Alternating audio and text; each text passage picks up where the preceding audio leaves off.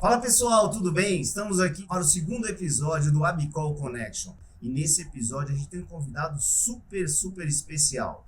Então eu tenho a honra de apresentar aqui Marcos, superintendente do IPEM de São Paulo, e vai contar um pouquinho da trajetória dele, qual a importância do trabalho do IPEM para o consumidor. Marcos, seja muito bem-vindo e muito obrigado, hein? Christian, é um prazer estar aqui com vocês, poder falar um pouquinho do IPEM e tratar de um tema tão importante que está na vida das pessoas todos os dias. Né? Legal.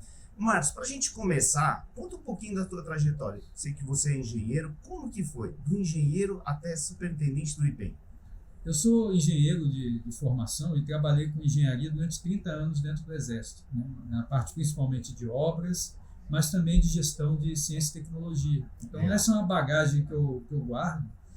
E quando eu passei para a reserva, inicialmente eu trabalhei no Ministério da Educação, na supervisão da educação superior, e a convite acabei aceitando o desafio de ser presidente do Inmetro. Aí eu entrei nessa área, não só da metrologia, mas da infraestrutura da qualidade, né? Toda essa sustentação para a qualidade das empresas, dos produtos e da segurança, que traz o mercado com mais confiança para os consumidores.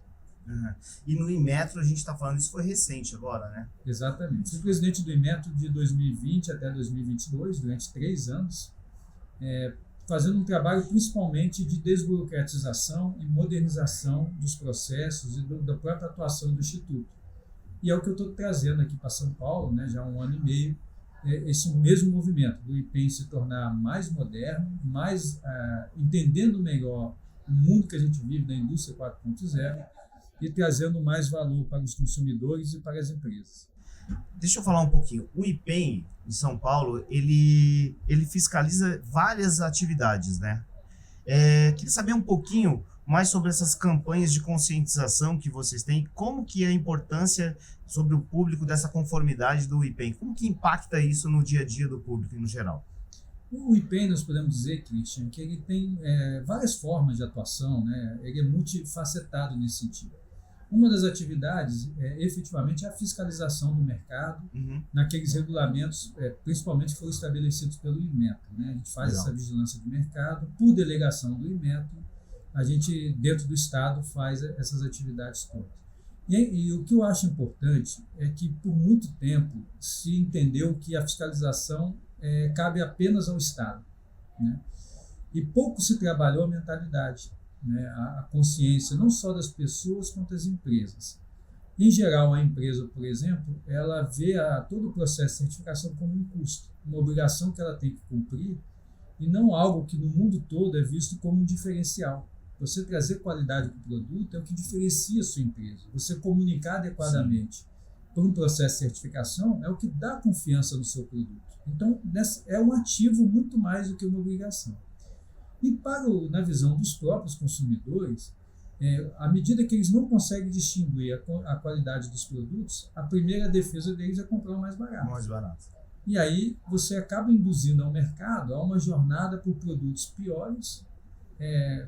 Esse mais barato é altamente questionável, porque não adianta ser mais barato, você traz problema para a sua saúde, se o bem dura pouco, se você está sempre tendo que comprar, jogar fora e assim por diante. Então, existe um grande espaço aí para a gente trabalhar a cultura, e é isso que o IPEM está procurando fazer, você associar as atividades de fiscalização com a promoção de uma cultura em prol da qualidade. E isso que você falou é um ponto super interessante, porque as empresas gostam de falar que tem uma certificação, mas ao mesmo tempo elas falam que isso é um custo.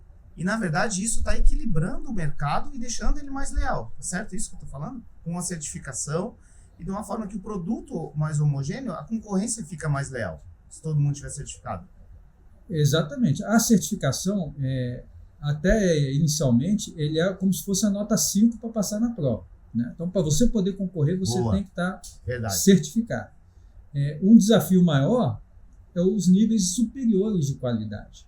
E aí eu acho que o grande papel seria até das certificações voluntárias, né? Você promover programas em que você classifique em níveis de qualidade as próprias empresas. Mas isso é um passo ainda de maturidade que nós estamos ainda brigando no bom sentido, que pelo menos a gente faça a certificação e atinja o nível mínimo. E isso vira um diferencial para as próprias empresas. E eu tenho um exemplo que eu sempre conto. Recentemente, até numa palestra, eu não falei desse exemplo. Quem conhecia me cobrou. Eu falei, então não tem jeito, eu tenho que contar o exemplo. Então vamos contar esse exemplo para o pessoal. Que é o exemplo da panela de pressão. Legal. E ele é bem ilustrativo. Uma empresa de Divinópolis, ela fabricava a panela de pressão, que tem uma certificação obrigatória. Então você pode até fazer analogia com a indústria do colchão, né? Mas ela não fazia certificação. Então ele vendia de forma ilegal essas panelas. Mas aí o mercado foi se fechando, o compliance dos supermercados começaram a não aceitar, não comprar deles, né, etc. E, olha, não tem jeito, eu vou ter que fazer a certificação, vou ter que encarar esse custo. Então ele partiu com essa ideia na cabeça, é um custo que eu vou ter que pagar. Começou o processo de certificação, 3 meses depois o dono da empresa disse, se eu soubesse eu tinha feito antes. Porque a primeira coisa que ele descobriu no processo de certificação é que a chapa de alumínio dele tinha uma espessura menor do que ele estava pagando. Ele estava sendo enganado pelo fornecedor. Só que você não tem como saber. Não é numa reguinha que você vai medir esse tipo de coisa. Precisa de um processo mais sofisticado que um laboratório de ensaios trouxe para ele que ele estava perdendo 10%, 10 a 15% de matéria-prima porque estava abaixo da especificação. E aí ele conseguiu melhorar o produto dele, baixar os custos e só essa economia que ele fez na matéria-prima mais do que compensou o preço que ele pagou na certificação. Então, olha só, ele não tinha certificação, isso ajudou o processo dele, o custo dele baixou e o produto dele ficou melhor. O processo de certificação validou o processo dele. Então, vê a importância disso. E às vezes é isso que é legal a gente bater esse papo, porque o consumidor não tem ideia disso. Qual é o impacto de uma certificação? Que ela pode melhorar e deve melhorar o produto. Então, num processo produtivo em alta escala, isso aí só vai ganhar qualidade no produto final, tá certo? Exatamente. Sempre me fala assim, o brasileiro sempre compra o preço. Ele compra o preço porque é as informações que ele tem. É isso. Ele não entende o papel da certificação. Muitas vezes ele vê o selo da certificação ali só como um selo no produto. Não entende que por trás daquilo tem teste laboratório, tem um esforço, tem uma norma que foi desenvolvida, uma padronização da indústria, ele não sabe nada disso. Então, com as informações que ele tem, ele acaba fazendo a escolha pelo mais barato. Agora, curiosamente, ele normalmente não faz isso quando vai comprar, por exemplo, um carro. Na hora de comprar um automóvel, ele vai, testa, verifica, busca informação, faz uma pesquisa. Ou seja, se ele tiver as informações, eu acredito firmemente que o consumidor é sim capaz de tomar as melhores decisões. Não há nada que diferencie um consumidor brasileiro de um europeu, de um americano, de um asiático. O que ele precisa realmente é ter informação de qualidade no momento da compra. E isso está mudando, porque nós estamos na emergência do que a gente chama de consumidor 4.0. Isso. É um outro tipo de consumidor que acho que as empresas têm que estar de olho, entender, porque ele vai fazer o que a gente chama de compra informada. E aí a tendência é que mude muito de figura esse quadro para os próximos anos. Você sabe que a gente participou da ISPA há uns 2 anos atrás e a gente teve com o Ryan, que é da Associação Americana de Colchões, e ele falou exatamente isso que você está comentando, que as pessoas pesquisam, depois da pandemia, eles pesquisam tudo na internet e vão fechar o colchão, que é um produto maior e que você deve deitar, é mais aconselhável que você deite, até para você sentir o conforto, vão fechar na loja física. E antigamente, antes da pandemia e durante a pandemia, as pessoas só compraram. E depois eles voltaram já com muita informação e vim testar o produto, deitar e ver ele na loja física. E cai exatamente nisso que você falou, né? Eu escrevi até um artigo sobre isso recentemente no meu LinkedIn, em que o consumidor 4.0 ele vai até além. Existe esse perfil, ele faz toda uma pesquisa da internet na hora de consumir. Agora, existe um outro perfil em que o consumidor entra na loja, puxa o smartphone dele e, em tempo real, ele começa a olhar como é que está a avaliação desse produto. O que estão dizendo sobre isso? E aí ele vai interagir com o frentista com isso aqui na mão. Vem cá, mas eu estou vendo uma reclamação aqui que vocês não estão respeitando o prazo de entrega. Ele falou, não, isso foi um caso que aconteceu. Então, ele tem informação na hora para fazer essa própria interação. E a empresa tem que estar preparada para isso. Que é exatamente isso. Hoje a gente vai se hospedar num hotel, vai viajar, a gente começa a ler. Mais do que as estrelinhas são as avaliações. Isso. Eu faço muito isso. E aí eu fico analisando quanto tempo que tem, se já teve uma avaliação boa depois, se foi um problema pontual, para a gente ver. E o consumidor está fazendo isso. E aí, vocês estão lançando um programa que a gente conversou um pouquinho, que eu achei sensacional, e ele já vem com uma ideia de levar essa informação, né? Exatamente. Conta um pouquinho sobre o Saber IPEM. O que é esse programa e como que ele surgiu? Dessa percepção, né, que a gente conversou aqui, é que surgiu a ideia da gente ter um eixo estratégico voltado para a promoção da cultura. Né? Legal. Para que não só os consumidores, mas as empresas e até governo entendam esses processos, né, que a gente chama da infraestrutura da qualidade, e que nós também estamos no governo, temos a percepção do público. Então, criamos um programa que chama Saber IPEM, que é um conjunto de projetos que vai fazer essa interface entre nós e o público que está fora. O que a gente pode ofertar? Informação qualificada e conhecimento. Uhum. E o que a gente tem que buscar? As dores.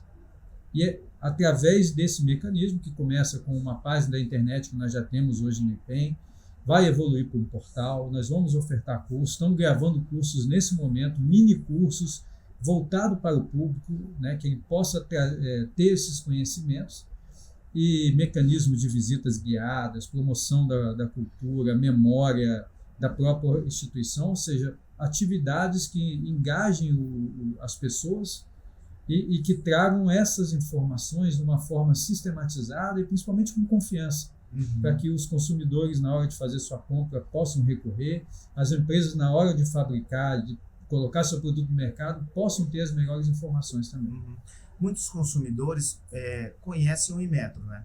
Eles já conhecem o Inmetro, mas eles não conhecem o trabalho do IPEM, né? E quando que o IPEM atua, quando que o Inmetro atua? Ou os dois trabalham junto? Então, para explicar um pouquinho para essas pessoas que, quando acontece um problema, é o Inmetro que atua. O IPEM, o IPEM, não sei. O que você podia contar, assim, como que é essa parceria, como que é esse trabalho? É interessante que o IPEM existe há mais tempo que o Inmetro. O IPEM de São Paulo ele foi criado em 1967 e o Inmetro em 1973. Olha só. Né? E desde as origens há uma parceria entre o IPEM e o Inmetro. Então o Inmetro ele é o grande regulador nessa área de segurança de produtos, né? E assumiu esse papel a partir principalmente da década de 90, dentro da promoção da qualidade. E os IPEMs eles têm a delegação para prestar serviço na verificação de instrumentos e fazer a fiscalização. Então é um regime de parceria. Agora, por que o IPEM é pouco conhecido também? Na verdade, o Inmetro se tornou muito conhecido, né, na década, principalmente nos anos 2000, até com o programa do Fantástico. Tinha uma grande penetração na época, né, as pessoas observavam. E aconteceu um fenômeno curioso aqui em São Paulo e nos outros estados, que o pessoal do IPEM começou a se apresentar como Inmetro. Já que o Inmetro era mais conhecido, então ele entrava na loja, sou aqui do Inmetro, estou aqui para fazer a fiscalização e tal. E já de algum tempo a gente tem orientado as nossas equipes para não fazer isso, né?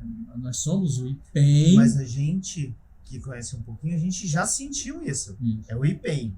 Exatamente. E não é o Inmetro. Nós estamos aqui do IPEM e estamos com uma delegação do Inmetro para fazer uma verificação, para fazer uma fiscalização e assim por diante. Mas a marca do IPEM passar a ser efetivamente conhecida é um dos propósitos também da gente ter esse programa do Saber IPEM. Legal. Agora fala uma coisa, no mercado como ele está mudando, sempre inovando, como que vocês têm se adaptado para garantir a qualidade e a segurança que a segurança dos produtos sejam mantidas aí? São várias atuações, né? A primeira coisa é que dentro desse ambiente que a gente chama de indústria 4.0, e é importante frisar isso, porque o que a indústria 4.0 traz de novidade? Não é a computação. A computação já estava presente na indústria 3.0. Então, os computadores já estavam na indústria desde o início do século XX. Foi chegar aos consumidores na década de 80, né, com os computadores pessoais, mas o computador já esteve associado na terceira revolução industrial. A diferença agora é a velocidade de processamento e principalmente a conectividade. Né? Aí a gente começa a entender o consumidor 4.0. Ele está conectado, ele tem informação na hora. Agora, o desafio é como é que você coloca essa conectividade, essa velocidade de processamento nos processos do próprio IPEM. Como é que eu faço uma fiscalização 4.0? Eu não posso, nesse mundo de hoje, ter um agente do Estado com uma prancheta, né, ou Preenchendo anotando ali, formulário. preenchendo planilha de Excel na hora de fazer o trabalho dele. Verdade. Com o conjunto de dados que eu posso obter hoje, até em tempo real, eu posso orientar para ter uma fiscalização muito mais efetiva. Então, nós estamos trabalhando hoje em projetos, né, que já em fase de validação, em que a gente procura fazer essa fiscalização agora de forma conectada, com informações, utilizando aplicativo de celular, trazendo informações em tempo real para poder fazer uma atuação. Aí não posso ainda estender mais sobre isso, mas eu posso dizer, haverá mudanças no curto prazo da forma como o IPEM atua. E a gente tem sentido isso, o governo do estado tem trabalhado forte nesse ramo da tecnologia e da inovação, né? Para facilitar o trabalho do IPEM e de todo o governo, assim. Mas uma coisa que eu vejo, assim, a gente fala no Brasil, e falando um pouquinho de Brasil, assim, eu sei que você hoje está no IPEM, aqui em São Paulo, mas é um país continental. Como que a gente consegue ter força para atuar com esses tantos de pontos aí, né? Esse país todo. Por isso que o papel dos IPENs, eles são fundamentais, né? O IMETO ali já não tinha no passado, e hoje em dia muito mais ainda de você, a partir de um ponto central do país, tentar controlar o mercado do país inteiro, né? Então, você ter os órgãos delegados, porque se a gente pensar bem, o Brasil é o tamanho da Europa. Exato. Então, cada estado é quase como se fosse um estado europeu, né? Então, você pode comparar o estado de São Paulo pelo PIB, por exemplo, com a Suécia, pela extensão de população com a Alemanha, você vai poder fazer algumas comparações nesse sentido. Então, o desafio é muito regionalizado. O que você enfrenta aqui em São Paulo é bem diferente do que enfrenta, por exemplo, o estado do Amazonas. O estado do Amazonas, às vezes, tem que perseguir o posto de gasolina porque ele sai de balsa e está se deslocamento. É verdade. Né? Então, o posto que está numa posição hoje pode estar numa outra posto, no outro local, porque as embarcações é um meio de circulação na Amazônia. Em São Paulo não temos esse caso, não tem posto de gasolina que vai sair correndo, mas nós temos grandes regiões metropolitanas, nós temos grandes números. Você vai pensar em táxis, são 40 mil táxis só no estado de São Paulo. Tem estado aí que tem 2 mil táxis no estado inteiro. Então, esses desafios regionais exigem que você tenha estruturas regionais voltadas para aquele tipo de desafio. Legal. Né? E mesmo em São Paulo, você vai ter a área mais agrícola, a área mais industrializada, você vai ter alguns vazios, áreas mais de concentração populacional. Então, mesmo num país como São Paulo, você já encontra diferenças dentro do estado. E aí, qual que é o papel da população e onde que ela pode ajudar o IPEM hoje? Nessa parte da fiscalização, ela tem um papel importante também? Vamos pensar no que você falou ali, né? Que você, quando vai fazer uma compra, você já procura saber a informações, a avaliação. Isso. Se a gente pega o modelo, por exemplo, do Uber hoje, né? Sim. Na hora de você fazer o Uber, pedir um Uber, você já tem uma avaliação do motorista e você pode deixar a sua avaliação. Em função dessas avaliações, o Uber vai descredenciando os maus motoristas. Ótimo. Então, veja que num processo totalmente privado, sem interferência do Estado, já é uma indução da qualidade. Há algumas distorções que eu já percebo que a maioria das pessoas evitam dar uma avaliação ruim para o Uber, né? Então, isso também acontece. Mas você vai para uma outra área, por exemplo, Airbnb, na hora que vai fazer uma escolha de uma moradia. Você já olha ali, qual é a avaliação?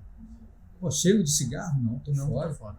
E quem fez a avaliação foi uma pessoa que usou o serviço. Então, esse tipo de mecanismo, acredito que a gente pode trazer para dentro do mercado do consumo em geral. Que a gente tenha forma, mas tem que ter a forma adequada para isso, para que o consumidor ele deixe a contribuição dele, deixe a avaliação dele.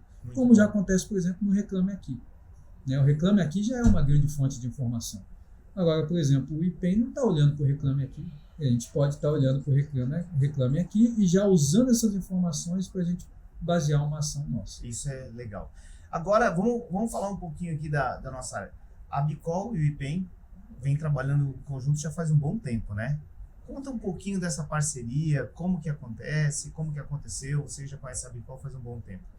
E quais ações a gente tem? Eu converso com a Abicol desde a época do IMETRO, né? Quando a gente trabalhava no aperfeiçoamento do regulamento de colchões, a análise de risco e etc.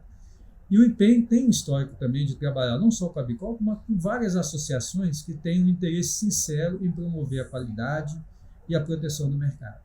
E aí as associações têm um papel fundamental, né, de trazer a voz do que está acontecendo na indústria e da gente procurar implementar a formas de atuar que realmente sejam efetivas. Uhum. Quando a gente estuda essa questão da indústria 4.0, os especialistas eles sempre apontam que a velocidade de resposta é um fator fundamental. Então, o governo sozinho não tem essa capacidade de resposta.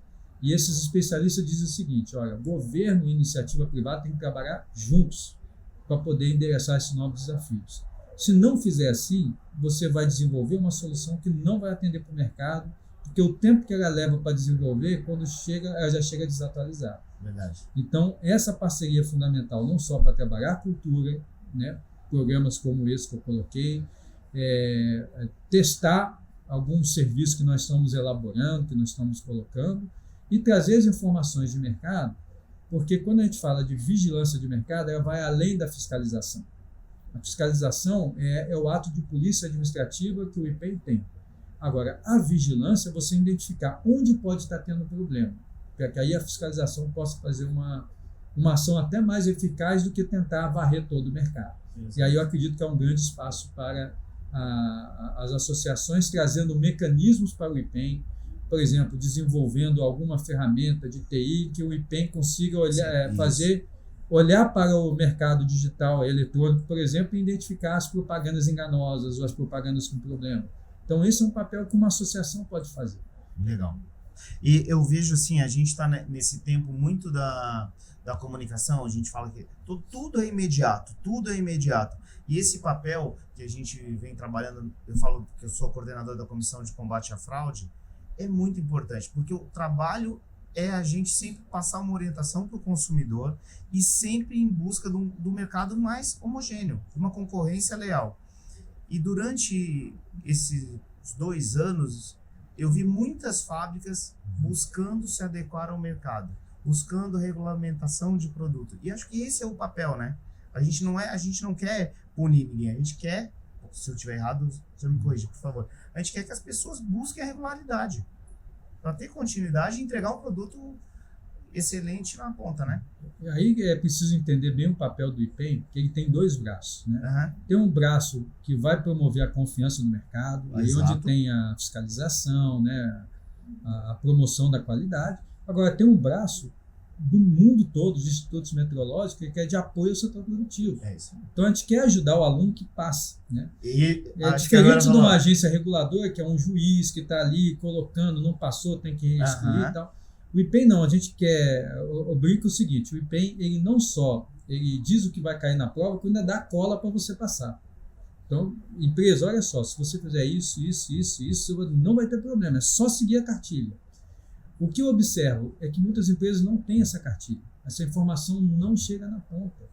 A quantidade de autuações que a gente faz, que a gente percebe que é desconhecimento do fabricante, é enorme. Tem coisa que é dolo, tem coisa que é fraude, né? Mas tem coisa que às vezes falta um detalhe numa etiqueta que você olha, não é má fé. Não é má fé. É diferente, por exemplo, no colchão de uma empresa vender uma densidade que ela não tem no colchão. Isso é diferente. Isso é diferente. Agora, deixou de botar informação sobre a secagem do colchão? Por que ela fez isso? Uma norma técnica que faltou na etiqueta, às vezes uma palavra, uma linha, porque a empresa nenhuma quer ter uma não conformidade por isso, ou ter o seu produto recolhido por isso, né? Mas às vezes passa isso. E aí é nesse papel. Agora, falando um pouquinho especificamente sobre os colchões. Como é que o IPEM realiza o processo de fiscalização e quais são as etapas envolvidas? Falando um pouquinho da nossa área aí. Podemos dizer que tem 2 grandes etapas no processo de fiscalização. A primeira é que a gente chama de fiscalização formal. Então, a gente vai olhar a questão do selo, né? O colchão ele tem a certificação compulsória. Então, sim, todo colchão tem que estar certificado. Sim. Então, identificamos o colchão sem a marca de conformidade, apreensão, notificação da empresa. Então, essa é a primeira coisa. Segunda é checar o selo. Então, ele está lá com o selo. Mas, peraí, ele passou realmente por essa certificação? No selo, essa é uma das coisas que a maioria das pessoas também não sabe, a esmagadora maioria, que o selo tem a informação do Inmetro, né, como certificador, tem um izinho, mas também tem lá quem é que fez a certificação. Tem um OCP lá colocado, né, que é invisível para grande parte do público. Ele acha que o Inmetro certificou. Mas não foi o Inmetro, foi uma certificadora. Né? E é tão invisível que não existe nenhum ranking sobre as certificadoras. Sobre a certificadora? Então, vamos explicar. Porque pra gente o OCP é uma coisa simples, né? Que a gente está no dia a dia. Mas o que é uma certificadora, o que é o OCP? Então, para o grande público entender, né? O Inmetro ele tem um papel de regulamentador e tem os chamados programas de avaliação da conformidade. Ele vai dizer o seguinte: como é que eu testo um colchão, como é que esses resultados devem ser interpretados e como é que você pode usar a marca do Inmetro para você dizer que esse produto foi certificado. Agora, quem certifica é o Inmetro? Não é o Inmetro. É um papel que nós chamamos de certificadoras ou organismos de certificação de produtos, OCPs. Isso. Essa certificadora, para poder fazer isso, ela tem que ter uma autorização do Inmetro. É um processo que, tecnicamente, a gente dá o nome de acreditação.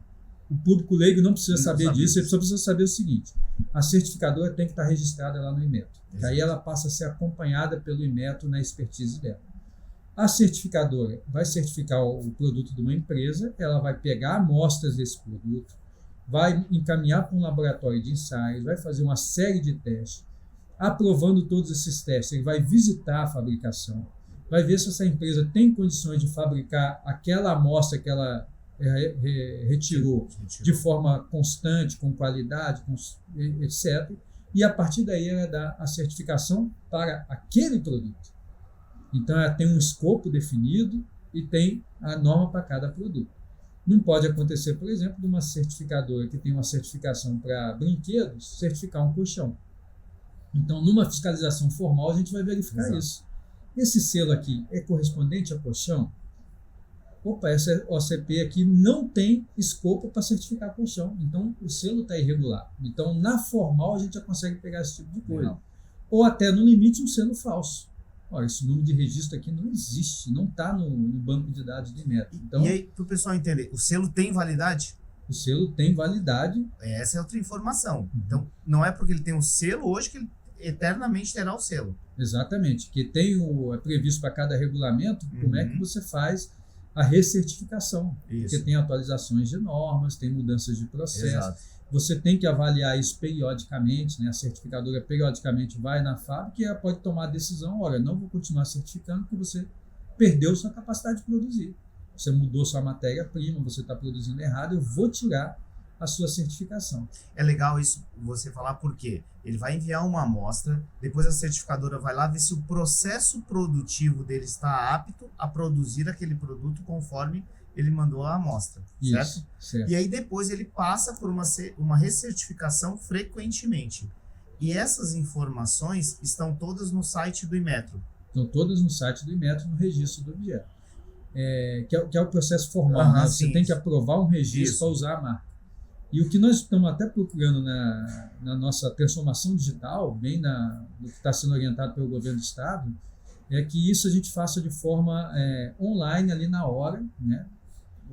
Capturando para um aplicativo, eu faço a leitura desse número do registro e já pego a informação: olha, esse produto foi certificado como colchão assim, assim, assado. Aí eu posso tomar uma atuação. Então, voltando para a fiscalização, né, essa é a primeira etapa formal e a segunda é técnica. O que é a técnica? Mesmo o produto está certificado, o registro estando correto, o escopo está certinho, pode ser que o produto esteja não conforme. Por que isso acontece? Às vezes por uma falha no processo de fabricação, no processo de controle da empresa, ou às vezes por má fé da própria empresa. Ela tirou a certificação, colocou a marca no seu produto, e aí ela reduz a densidade do colchão, por exemplo, né, para poder fazer uma economia de matéria-prima. Só vai conseguir descobrir isso na fiscalização de mercado, na vigilância de mercado. E aí entra o papel do IPEM de fazer essa outra etapa, e aí é uma enorme dificuldade. Se nós pensarmos que nós temos 400 produtos ou famílias de produtos regulamentadas, seria impossível o IPEM ter laboratório para testar esses 400 tipos de produtos. E aí a gente recorre, né, e pretende ampliar isso aos laboratórios acreditados, e uma parceria com as associações pode nos ajudar nesse sentido. Da gente fazer não um processo de certificação inteiro, mas fazer pelo menos aqueles testes críticos, né? A densidade do colchão, a composição, as dimensões. Né? As dimensões o IPEM tem condições de fazer, o dimensional, mas a densidade a gente já não tem equipamento para isso. E aí surge, por exemplo, uma iniciativa recente em que nós, numa parceria com a Abilux, que é uma associação da indústria de iluminação, instalamos e inauguramos um laboratório voltado para a iluminação no IPEM. Então, agora, no IPEM, nós temos condições de fazer a fiscalização técnica das luminárias e também ajudar as próprias empresas no desenvolvimento. A grande dificuldade do colchão é o tamanho, né? Você dimensional. Tirar o colchão. Não, o tamanho é você pegar a amostra. Imagina, 2 metros por 2 metros. Um agente do IPEM ir numa loja e pegar umas lâmpadas para ensaiar é uma coisa. Okay. Agora, para levar colchão é muito mais complicado. E ainda tem que deixar esse produto, ele tem que ficar armazenado. Tem que ficar armazenado, né?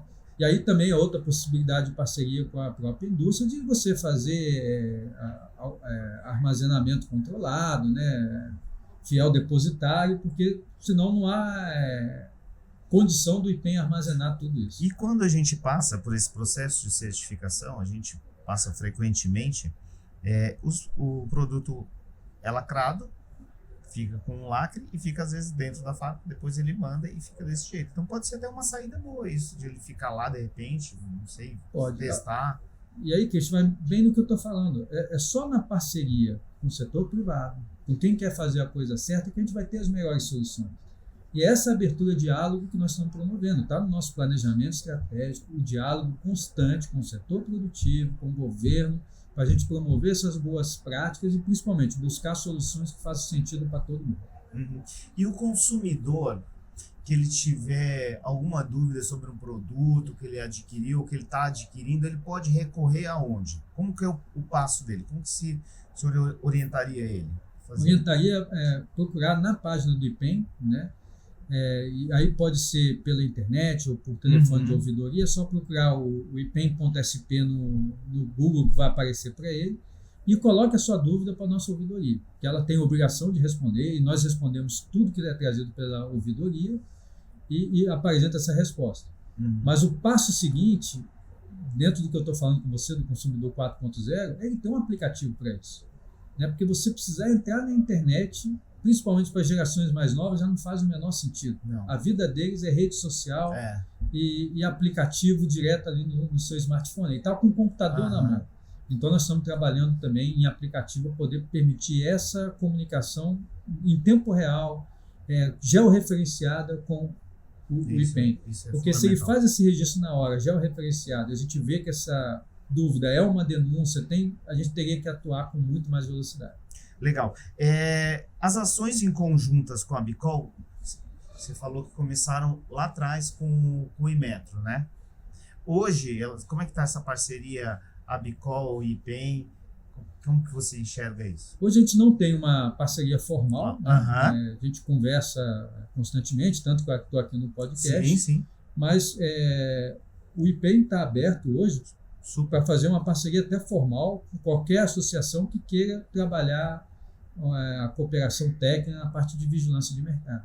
Inclusive, o IPEM também se tornou uma ICT. Então, hoje é uma instituição científica e tecnológica reconhecida dentro do Estado e no âmbito federal, para ajudar as empresas no desenvolvimento de produto, em pesquisa e desenvolvimento, buscar recursos de fomento. Então, o IPEM também é um parceiro que a gente, como eu disse, né, a gente quer ajudar o aluno a passar de prova também. Sim. E fala um pouquinho, você falou bastante sobre essa parte dos novos desafios que a gente tem, que as pessoas hoje já não querem mais procurar na internet, querem um aplicativo. Vocês já vêm trabalhando forte nisso aí, né? A gente tem uma expectativa, uma data para o lançamento de alguma novidade aí? Vai depender muito da validação de aplicativo, né? Nós estamos ainda numa fase de prova de conceito, em que a gente convida a empresa a apresentar um produto que funcione, estamos testando, para a gente entrar para uma fase de contratação, né, de poder disponibilizar isso o mais rapidamente possível para o consumidor. Eu acredito que já para o início do ano que vem a gente já vai ter alguma coisa concreta no mercado, podendo os consumidores e as empresas utilizar. Legal. E quais você vê assim, os maiores desafios assim, que vocês enfrentam na fiscalização dos produtos em geral? E se puder, em particular, do colchão? O grande desafio, primeiro, é a grande quantidade de produtos, né, que nós temos que fiscalizar. Mais de 400 famílias. Mais de 400 famílias. E o corpo técnico do IPEM, né, nós temos hoje 540 servidores, mas que estão na ponta da linha, cerca de 200. Né? Prestando desde serviços como verificação metrológica, fazendo a verificação dos instrumentos, né, aferição, etc., até você fazer a fiscalização do mercado. Se você joga aí só para a parte de segurança de produto, que estejam dedicados exclusivamente, vai dar umas 20 pessoas.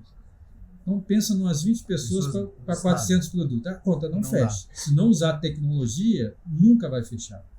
Mesmo assim, a gente consegue pegar bastante coisa.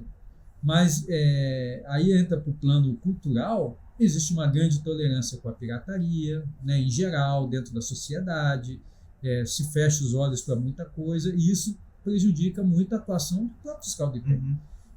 Curioso, outro dia uma equipe nossa estava lacrando uma bomba de combustível que estava cometendo fraude, e as pessoas que estavam na fila para abastecer estavam reclamando porque aquela bomba era mais barata. A gente estava fechando a bomba mais barata, mas era mais barata porque estava fraudando. Olha só, a gente acabou de falar do exemplo da panela de pressão, que tinha aquele problema, e agora o outro está com fraude e o consumidor está reclamando com isso. Não dá para entender, né? É má intenção do consumidor? Não, é falta de informação. Deve entender que ele está pagando mais barato porque aquele produto está fraudado. Na verdade, está pagando mais caro. Se você fizer a relação, né, você vai descobrir que ele está pagando mais barato. E a gente tem que duvidar de um produto quando o preço dele é muito diferente do mercado, né? Acho que é a primeira coisa que te chama a atenção. Isso chama a atenção. Até as próprias estruturas de marketing começam a usar isso. Isso, né? Eu lembro outro dia eu estava conversando com um colega que tinha um determinado produto, um curso e tal, que ele tinha um custo de R$500, mas se ele vendesse por 1.000, ele não conseguia vender, mas por 5.000 ele conseguia. Então também tem esse outro problema. E um grande problema, muitas vezes, é que você vai vender um produto de baixa qualidade com preço muito similar ao produto que passou por toda a parte de certificação direitinho. Ou seja, ele já não está mais querendo ganhar ali pouquinha coisa, já quer. Não. E também, se ele encosta o preço lá, né, ele evita essa desconfiança que você falou. Olha, se eu vender esse relógio aqui a R$50, ninguém vai comprar, mas a 200 eu consigo vender. Então, até isso é perigoso hoje em dia. Né? Mas esse programa que a gente tem fazendo aqui é para levar essa consciência para o consumidor, sabe? Para ele entender a importância de ter um produto certificado, para ele entender a importância de ter um produto de qualidade em casa. E o papel do IPEM é fundamental para isso. Então, é importante que isso chegue a um número maior de pessoas. Eu te agradeço demais por vocês terem participado, porque isso aqui a gente quer levar para todos os associados, que eles compartilhem com as pessoas, para ter essas boas práticas e para abrir os olhos do consumidor. Acho que isso é fundamental no mercado de hoje. A gente precisa ter essa comunicação com o consumidor final. E é isso que a gente quer promover. A gente precisa casar tudo isso, né? Num ecossistema, na verdade, que você tem os consumidores, você tem os laboratórios, tem as certificadoras, tem as empresas, tem governo. Então, nós temos que botar isso tudo na mesma página, com a mesma informação, circular essa informação para que você tenha, e eu acho que esse tem que ser o grande objetivo de todo esse sistema, que você tenha uma compra qualificada. Né? Na hora de fazer sua compra, o consumidor tenha as informações na mão para que ele possa fazer uma boa escolha. Porque se ele fizer isso, ele vai ajudar tremendamente toda a cadeia. Aí eu vou dar um exemplo de coisas que até na legislação acaba atrapalhando ou ajudando. Né? Eu estive lá na época do Inmetro nos Estados Unidos e visitei a Comissão de Segurança de Produtos, né? A CPSC. E eles comentaram que eles têm muito poucos regulamentos obrigatórios. A grande maioria dos processos de certificação lá são de caráter voluntário. Só que lá a justiça é muito dura. Né? A obrigação da empresa de botar o produto seguro é da empresa. Ela não pode se defender usando o processo de certificação, né? Dizendo que, olha, mas não tem certificação para esse produto. Não existe isso. Então, para demonstrar sua boa-fé, fazer o controle da sua qualidade, evitar o recall, as empresas usam os processos de certificação. Porque no caso de um problema, pode dizer, olha, mas eu certifiquei de acordo com a norma ISO, não sei quanto, uma certificadora reconhecida, isso vai ajudar ele num processo até de defesa. Mas o mais importante que isso a gente notar, quem já viajou para o exterior, traz como é fácil você devolver um produto nos Estados Unidos. Ninguém pergunta nada, você simplesmente devolve, você não ficou satisfeito, você devolve o produto. Você passa a ter um controle de qualidade feito pelos grandes varejistas, Porque se o produto começa a retornar em grande quantidade, ele vira para o fornecedor, não vou vender mais seu produto aqui na minha loja, porque ele está voltando o tempo todo. E ele vai sair do mercado. Né? Então, isso é muito poderoso. Aqui, como você não tem um mecanismo desse, você tem que ficar fazendo reclamação no PROCON, indo no IPEM, e entra num processo que muitas vezes é moroso para você ter uma resolução. Quando que, na verdade, quem faz o controle, a vigilância de mercado, por exemplo, nos Estados Unidos são os grandes varejistas. Porque o produto que não tem qualidade ele começa a voltar e gera um problema para o varejista. Eu vou contar, você contou uma história, eu vou contar uma história falando dos Estados Unidos e como foi fácil. A gente estava conversando sobre futebol, a gente tem um gosto peculiar, muito bom por sinal. Não vou abrir aqui, pessoal. Mas enfim, eu fui para os Estados Unidos e eu nunca joguei bem futebol, e aí eu fui parar no gol. E a minha mão não é muito pequena. E na época no Brasil só tinha luva de goleiro grande. E aí o que aconteceu? Fui nos Estados Unidos e tinha uma luva que cabia direitinho na minha mão. E aí minha esposa até falou: Cris, eu não acredito que você vai comprar uma luva aqui. Compra outra coisa, uma luva. Eu falei: mas essa cabe certinho na minha mão. Eu experimentei uma mão e fui embora pro hotel. Quando eu cheguei no hotel, fui provar a luva, as duas eram da mão direita. E meu inglês, péssimo. Aí a minha esposa falou: eu não vou lá trocar com você, vai você sozinho. E era num outlet de uma marca bem grande, conhecida mundialmente. E aí eu cheguei lá e fui explicar: comprei ontem aqui, tal, e tem duas só da mão direita. Sabe o que ele falou pra mim? Não tem problema nenhum. Em algum canto tem duas da mão esquerda. Peraí que eu vou trocar pra você agora. Mas foi assim, super rápido. Demorei, 5 minutos. Depois que ele me entendeu, foi embora. Então, essa facilidade é isso que você está falando. Ele já vai. Eu estou dando um exemplo, não é de qualidade de produto, mas acontece a mesma coisa na qualidade de produto. É muito fácil, né? Ações que aparentemente não têm a ver com a qualidade, na verdade, eles refletem e trazem um mercado... Mas a cultura, né? É a questão da cultura de levar. Muito, muito legal. Deixa eu perguntar uma coisa agora. E para o futuro, quais são as metas e as prioridades do IPEM em relação à fiscalização e à promoção da qualidade?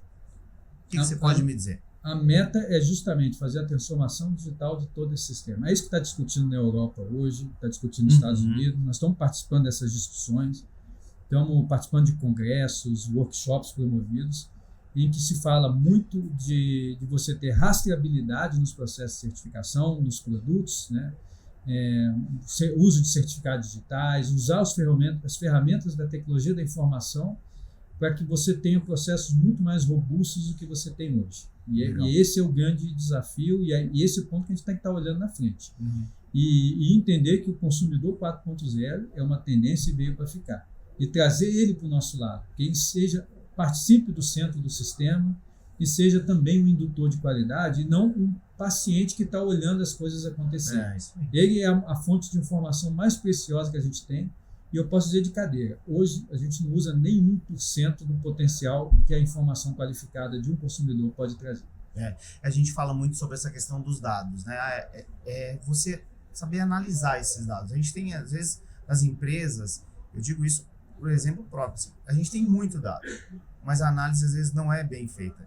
Então, a gente pegar esses dados, compilar e fazer uma análise, a gente vai ter muita informação rica ali e, com certeza, isso vai ajudar muito na certificação e na qualidade dos produtos. Por isso que um dos nossos projetos principais é a construção da nossa nuvem de infraestrutura da qualidade. Você ter os dados e aí, a partir dos os mecanismos que nós temos hoje, inteligência artificial, machine learning, tratar esses dados e já dar uma resposta praticamente pronta.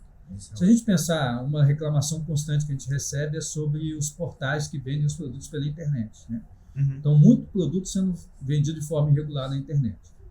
É fácil para o IPEM entrar numa loja, pegar um produto e olhar. Mas como é que eu faço isso na internet? Como é que eu entro na internet, pego um produto e faço a fiscalização dele? Participando até no evento anti-pirataria, que foi promovido lá pela Rede Metrológica do Estado de São Paulo, junto com o Cibapem, lá dentro da Fiesp, alguns representantes desse mercado, então o Mercado Livre estava lá, americano, e eles trouxeram um dado para mim, que se eu não me falha a memória, por mês no Brasil nós temos 5 milhões de ofertas sendo feitas novas pela internet. Meu Deus. Como é que a gente faz uma fiscalização do negócio desse? É impossível no paradigma antigo. Agora, se a gente treina uma inteligência artificial para ela passar rapidamente por esses anúncios todos e identificar os problemáticos, você fez um filtro para aí sim o Estado entrar naquilo que já foi previamente selecionado e aí fazer uma autuação como a gente precisa fazer. Muito bom. Marcos Heleno, quero te agradecer demais a participação aqui. Foi uma honra aqui receber você. E queria que você deixasse um recado para o público aqui, geral aqui, sobre o IPEM, sobre como eles podem ajudar, antes de a gente encerrar aqui. O grande recado que eu deixo para o público, e aí eu sempre falo, tem a pessoa jurídica e a pessoa física, né? E o IPEM está com o olho nos dois, no consumidor e nas empresas. Para as empresas, o recado é, nós temos que apostar na qualidade. É isso que vai dar o longo prazo, né, a perenidade, o funcionamento da empresa, que ela possa concorrer no mercado e ter os produtos melhores. Então, acreditar nesse processo e ser muito exigente consigo mesmo, né, e até fazer as denúncias qualificadas nos concorrentes que fazem a coisa errada. E para o consumidor, nós temos uma dívida com o próprio consumidor. Nós nunca demos instrumento eficaz para ele poder agir de uma maneira mais ativa. Esse é um dever nosso. Mas eu diria para você prestar atenção, né, na qualidade do produto que você está comprando. Porque muitas vezes a busca do preço mais baixo vai botar em risco a sua saúde, ao risco a saúde da sua família. Então, por exemplo, um brinquedo de borracha, isso aí não tem risco nenhum, vou comprar o brinquedo mais barato, só que ele solta tinta. Isso pode trazer um problema para um filho seu, né? E aí você passar por uma coisa desagradável só por causa disso. Então, no mínimo, onde tem um produto certificado, use e peça o produto com a marca do Inmetro. Essa é a sua primeira proteção que você vai ter. E depois, você dê sempre o feedback em caso de acidente de consumo, bote na ouvidoria do IPEM para a gente poder tratar disso e evitar que esses produtos voltem para a prateleira. Joia, muito obrigado pela participação. Obrigado, foi Cristian. uma honra aqui receber você aqui. Pessoal, esse foi mais um episódio do Abicol Connections, levando muita informação para vocês.